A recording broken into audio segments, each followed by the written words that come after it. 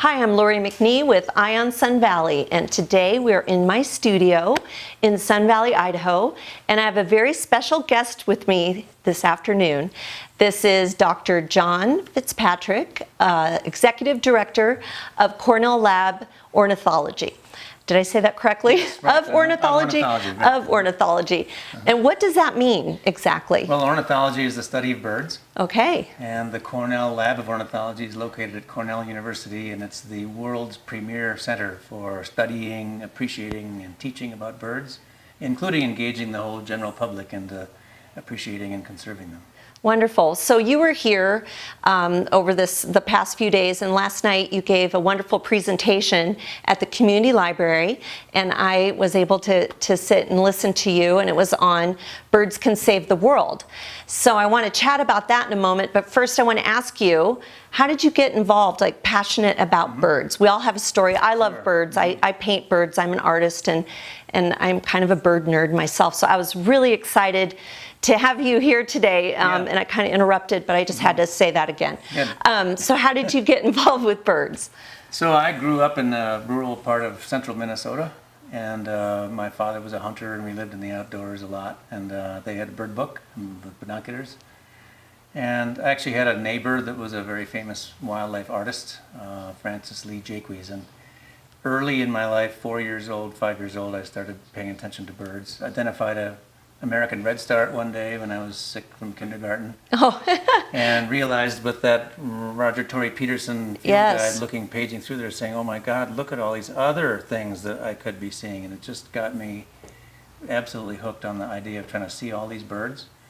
And Did you keep a bird list? Parents on it, so I kept a bird list for Did you? sure. I still have my records from when I was 7 years old. That's great. And your parents were supportive, and well, they saw my interest go crazy pretty quickly. I also, like you, started to draw birds and was influenced certainly by the artist nearby, and so that is something that, as you know, it's a feedback. You start drawing them, you get interested in them, it makes you observe more closely. So and birds are fantastic at this. They do this more actively in our psyche than probably any other kind of animal or plant out there. Well, I love them, and they're so intriguing and beautiful, and add so much to our lives. And so you went from that interest, and then did you major in biology? So I did. I went to school at Harvard, majored in biology there. Harvard. And got my PhD at Princeton. Oh my goodness! Work, especially in South American birds. And now I'm at the pinnacle of the Ivy League, Cornell University, where second to none in terms of the biology of birds and teaching students about birds and engaging the whole world and doing bird watching and learning about nature. Well, that's wonderful. So I was saying last night you were speaking at the community library, and a compelling title, Birds Can Save the World. So what does that mean? How can birds save the world? Yeah, really important question, and it's a phrase that I actually literally believe in. Birds are incredibly powerful organisms. They have, besides being extremely good at teaching us how nature works, so the science of birds and bird behavior, they are very powerful environmental indicators. So bird populations teach us how the environment is doing. They are also highly migratory. So billions of birds move across the entire planet twice a year with the cycle of seasons. That's amazing. And so they are really literally giving us a look at the heartbeat of the Earth's natural cycles. But most importantly of all, the fourth big power is that they sing to us. They appeal to our psyche, to our spiritual side. Poets and songwriters since time immemorial have involved birds in their art. So they appeal to both sides of our brain. Right. The consequence of that is if we can get enough people paying attention to birds because of the draw that they have, and if we had a tool for bringing all of their observations together into one place, we could actually be literally measuring moment by moment where the birds are and how they're responding to human environmental changes. The fact is now we can do that.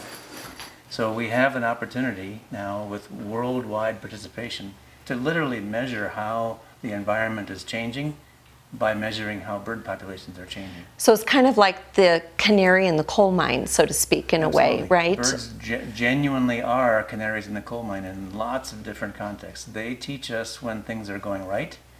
They remind us that we can fix things and have their populations rebound. They're very resilient, but they're also sensitive. So as we degrade environmental conditions in certain places, we can see the consequences in bird populations. But if we then recognize that and make some changes, we can actually see their populations go up. Best example in the world probably was the peregrine falcon, Right. which was almost extinct in the lower 48 states of the US. We discovered why, namely DDT was literally keeping them from breeding. We took DDT, by the way, it was also poisoning us. Yes. So we took DDT out of the environment. We did a few behavioral changes in our own lives, and the consequences, the bird populations went up so far that the peregrine falcon was taken off the endangered species list, and it's now more abundant than it's been in 150 years in the U.S.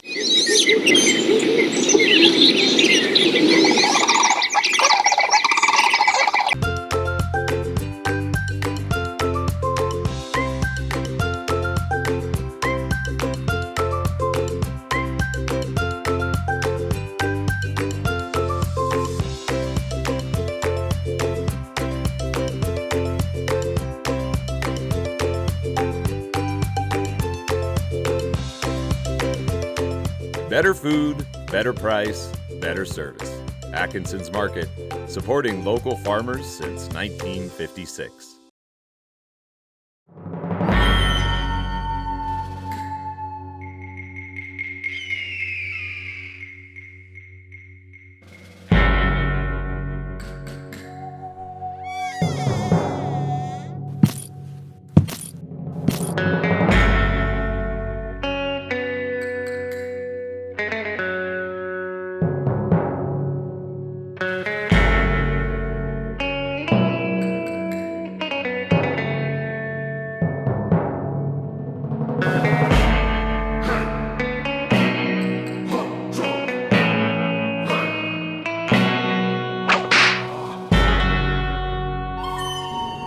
Go ahead. Make my day. Can I get a make my day?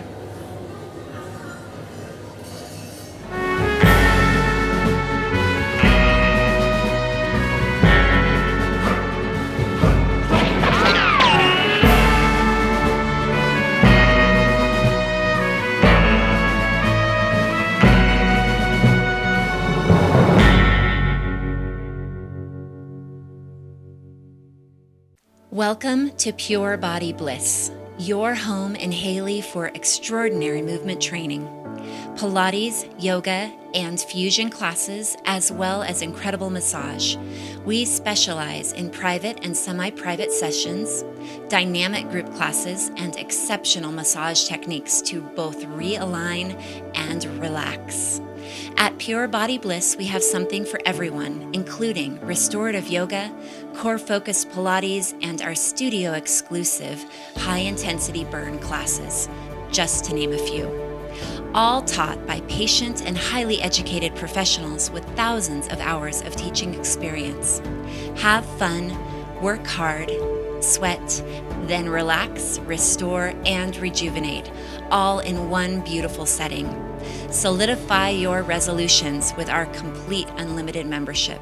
At Pure Body Bliss, we love your body. Davis Embroidery, screen printing, and promotional products keeps your logo fresh and your message strong. As the Wood River Valley's one-stop shop for brand support, Davis Embroidery will help you make a lasting impression on your business and your customers. Add your logo to employee uniforms, polos, caps, jackets, t-shirts, water bottles, tote bags, or pens. Davis Embroidery will help you find the right product that fits your company's image and budget. Getting your logo viewed by customers, impressions matter and create top-of-mind recognition. With excellent customer service and quality brands, partnering with Davis Embroidery screen printing and promotional products is a winning marketing strategy. Visit our Ketchum showroom Monday through Friday, 8 to 5, or online at davisembroidery.com.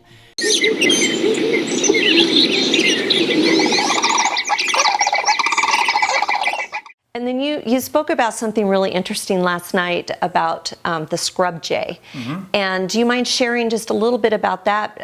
Sure. I've been studying the Florida scrub jay, Yes. which is the only species of bird entirely limited to Florida.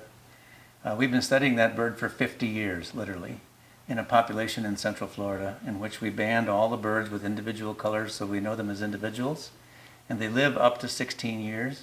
So we know all of the details of their births and movements and deaths and marriages and divorces and who their uncles and That's aunts amazing. are across the population. So Wow. we've learned a lot about what this very rare bird needs. And one of the things that it needs, surprisingly enough, is it needs to have its habitat burned.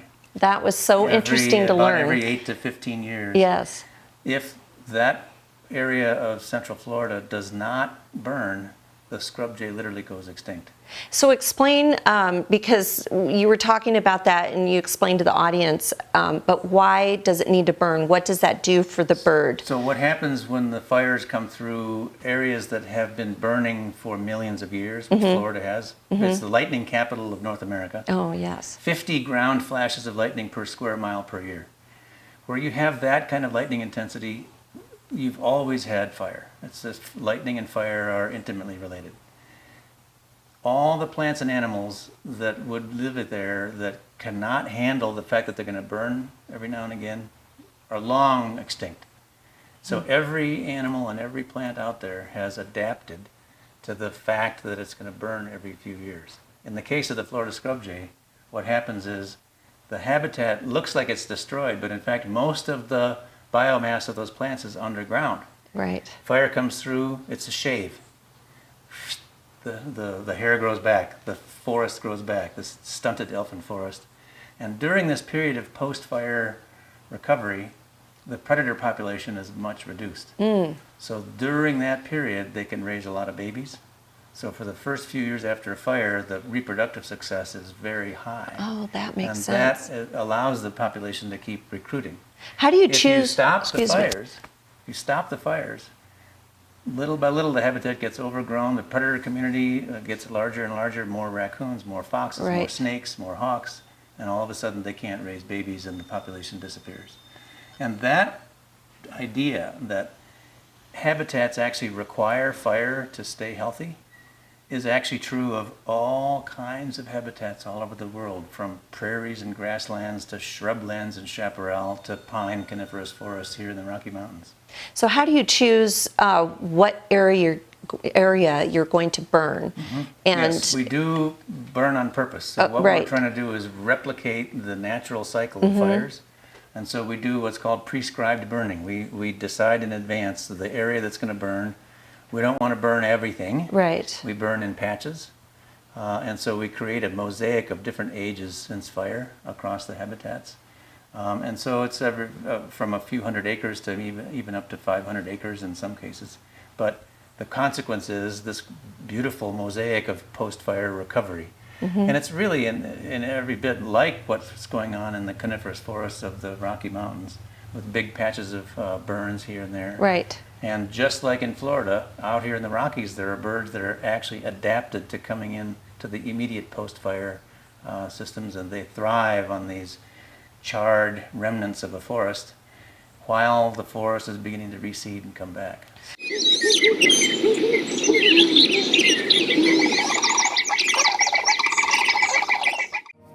I moved out to Idaho 4 years ago, so I met a lot of people and I really, really like it here. In New York, I was always sort of introverted. When I came out here, that no longer was me. I became extroverted because the people here are so friendly and warm. You know, if you don't have something like that that brings you into other people's lives, it takes a long time to get to know people.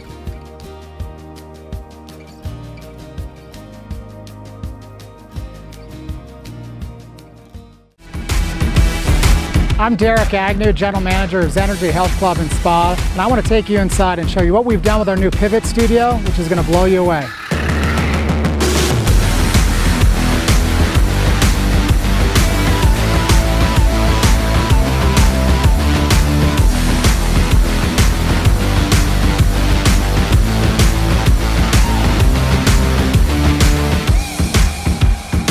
The therapists tell me that Pivot really is the game changer. It fills that final gap that we were missing at Zenergy, things they could not do in our main gym. The recent addition of the Pivot Studio has meant wonders to me as a physical therapist. I can now take care of the most vulnerable post-operative patient, but I can include programming that challenges the most elite athlete.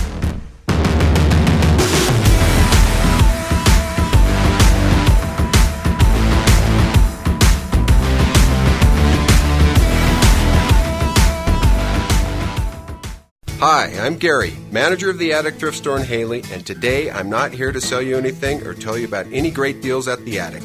We all know the Attic always has great deals. That goes without saying. Instead, the Attic and its staff would like to give a sincere thank you to all its loyal customers and generous donors who help to make a huge impact in our community. How? For those who don't know, the Attic Thrift Store is a nonprofit that exists to help support the advocates whose mission is to teach people of all ages to build and maintain healthy relationships through education, shelter, and support services.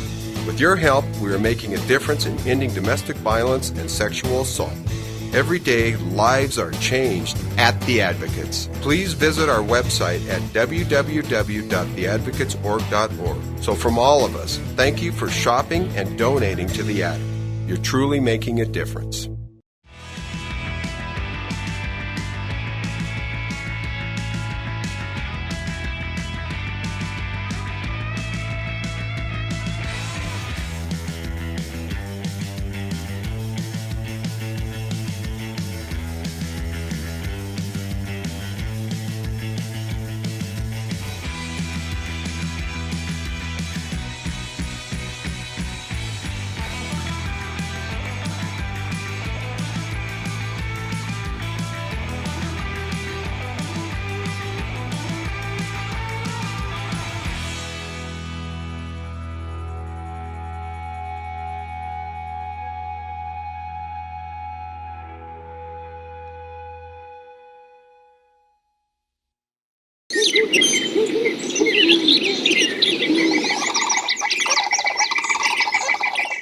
So what can we do in our own neighborhoods at a grassroots level to help with birds, the recovery of birds? Yeah, great question. And also, to back that up, should we be feeding birds in our yards? Yeah, so in terms of what we can do to help birds surviving in our local neighborhoods, there's a couple of things. Number one, and things not to do.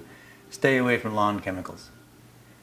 Yes. The lawn chemicals, even the most benign ones, are just terrible for birds. Okay. Some of them are actually genuinely dangerous. What about organic? But mostly, the idea of a lawn is to have an open space, right? Yes. You can have a lawn with open space and maintain open space without using chemicals. The positives of that are that the lawn is filled with little organic things, little bugs, little crawlies, little spiders, little worms, little things that are actually the kinds of things that support birds. So you'll get robins and cardinals and flickers and sparrows of a variety of kinds feeding on your lawn, whereas a lawn chemical destroys all that. The golf courses are really bad, aren't they? Well, golf courses are actually getting better at understanding how little they can use to be able to make the golf course playable, but still be genuinely healthy for birds. Great. But the other big important thing one can do is plant native landscapes, shrubs, shrubs that produce berries for birds in the winter are great, like high bush cranberries and crab apples and things like that. So planting is great. Having a little water around is a very big attractant, especially in some areas that can get hot and dry, like we are here in Sun Valley. Great. So basically providing habitat. And another thing that I really stress: leave your dead trees. Yes, you did talk about that. Humans are so worried about having a dead tree because it's so-called unsightly. I think of it as a natural sculpture. Okay. And there are lots of birds that actually depend on dead trees, either for using as perches for sallying out after insects like flycatchers do, or they actually are feeding on the variety of life that's growing inside the recently dead or dying bark of a dying tree. Right. So healthy forests are filled with dead and dying things, and leave them there. That's a part of the natural scene. Well, good. And then I had a silly question I wanted to ask you, but I've always wondered, I've been traveling quite a bit lately, and I'm always looking for birds. I love them so much. And I notice that they have an accent, in like a blackbird over there might have a different sound to me than a blackbird in Idaho. Yeah. And my friends make fun of me, but I wanted to ask the No, expert. you're absolutely correct. That's a very astute observation of yours. Birds are very famous, actually, for having dialects, local dialects. Even the same species, subspecies. Same species. Okay. You can listen to a song sparrow in Maine or Massachusetts, and it will sound quite different from a song sparrow in Minnesota, from a song sparrow in Idaho, a song sparrow in California. Same is true. Actually, one of the most famous bodies of work on the evolution of dialects is with birds. In particular, this bird called white-crowned sparrow. Oh. Very famous for the studies of the dialects in local valleys. Each valley, each mountaintop has a slightly different version of the basic song of the white-crowned sparrow. How interesting. And it turns out they actually learn their songs from where they're growing up. So they're hearing mom and dad and the neighbors sing, and so they actually pick up that song. And which is a little bit how human dialects have evolved through the ages, right? The local language starts to sound a little different. Yeah, it gets isolated somewhat. Right, and the kids learn what mom and dad sound like, and and they start talking like that. So have you read? You're absolutely right. Birds have clearly have. That's good to know. Okay, and then I recently read. It's a bestseller. I picked it up in an airport on one of my travels. And The Genius of Birds. Oh, yes, sure. Yeah, have you read that? I have. I loved that book so much about how intelligent these little creatures are. And it was so fascinating. Amazingly evolutionarily adapted to doing well what they needed to stay alive. Yes. And whether that's remembering where they put their peanuts or their acorns. I mean, birds, for example, certain birds have much better spatial memories than you and I do. You can remember where you put your glasses down next door, but can you remember where you put some little tool that you used 6 months ago? Likely not. Birds are able to actually carry these spatial memory things for months and months and months on end. And the biologists who've been studying this have actually tested them against graduate students and young professors. And the birds do way better than the people do in remembering where they put little items of food that they're going to uncache months later. It's just fascinating. I wanted to touch on that beautiful film that you showed a clip of. And do you want to talk about that project? You're talking about the Philippine Eagle project. Yes, Well, that was just powerful. Thank you. The Cornell Lab of Ornithology, we have a group called the Conservation Media Group. Yes. This is a group of professional media filmmakers that are now specializing in working with partner organizations around the world who need to have a story told in order to accomplish a specific conservation goal. And we can listen to the story, we can figure out how to shoot it, we have the expertise and the world-class filmmakers to do the story, edit it in a variety of ways, either for one long piece like the Philippine Eagle movie that you saw a trailer of, or actually make very small pieces for online viewing or for media that is used by teachers in schools. And the basic idea in the Philippine Eagle is that bird is now down to the last few hundred individuals. It's so it's sad. The world's rarest eagle, and it's the Philippine national bird. Oh, and they're so beautiful. Saving the Philippine eagle means saving the last 5% of the Yes. tropical forest in the Philippines, and that's what these not-for-profit groups in the Philippines are trying to do. So we've helped them tell the story in ways that are moving to all the lawmakers and all the school teachers and all the kids across the Philippines. Yes. That's our job, is to be able to tell stories in places where that can make a big difference in conservation of natural areas and systems. Well, I was just so impressed with what work you're doing at Cornell Lab and helping the world and the birds. And you said that the reason the birds can save the world is because in order to save the birds, we have to save the environment around these birds, which That's exactly right. in turn is helping save the planet. Right, and birds give us the motivation for doing it because Yes. the world, we all know instinctively, everybody knows the world is, we're better off, we humans are better off being able to see and enjoy these songsters and birds that can fly and dance and Right. sing and migrate. We're better off having them here than not having them here.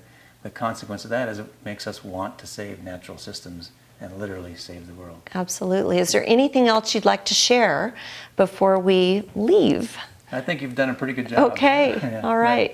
Well, it's been such a pleasure having you here today. Thank you so much. It's been fantastic and talking with you. how can people learn more about your work and what you're doing and if they'd like to get more involved? Absolutely. There are a couple of different ways. Number one, our website is always there. You can go to either Which is? birds.cornell.edu Okay. or just remember allaboutbirds.org. I like that.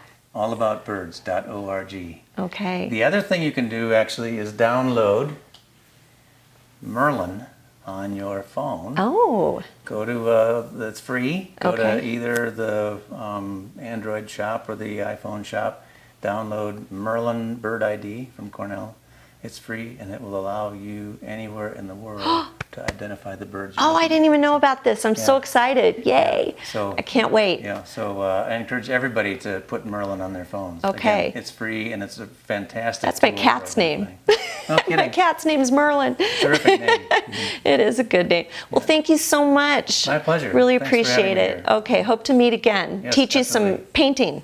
Let's do some. He likes to paint, so. Yeah. All right. Thank you very much. Thank you. Eye on Sun Valley. Daily local news from beautiful Sun Valley, Idaho.